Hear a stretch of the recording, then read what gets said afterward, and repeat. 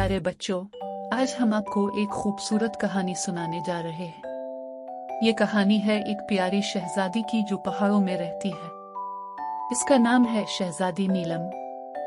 आइए इसकी दिलचस्प दुनिया में चलते हैं। शहजादी नीलम का महल पहाड़ों के बीचों बीच एक खूबसूरत जगह पर है। हर तरफ सब्जा, फूल और परिंदे हैं। वो यहाँ अपने वालिदैन के साथ खुशी खुशी रहती है।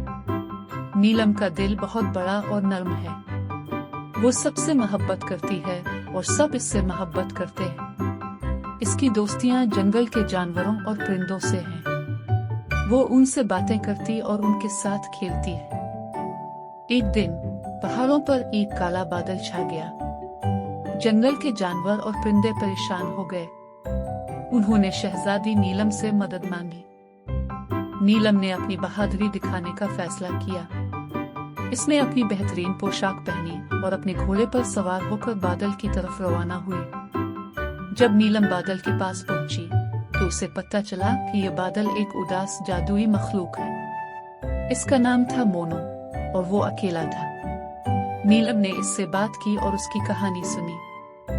नीलम ने मोनो को अपनी दोस्त बना लिया और इसे अपने साथ महल में ले आए। मोनो ने भी नीलम की दोस्ती को कबूल किया और खुशी खुशी रहने लगा। महल में एक बड़ा जश्न मनाया गया। सब ने मिलकर गाने गाए, रक्स किया और मजे मजे के खाने खाए। नीलम और मोनो की दोस्ती ने सबके दिल जीत लिए। प्यारे बच्चों, उम्मीद है आपको ये कहानी पसंद आई होगी। अगली बार फिर मिलेंगे एक नई कहानी के साथ।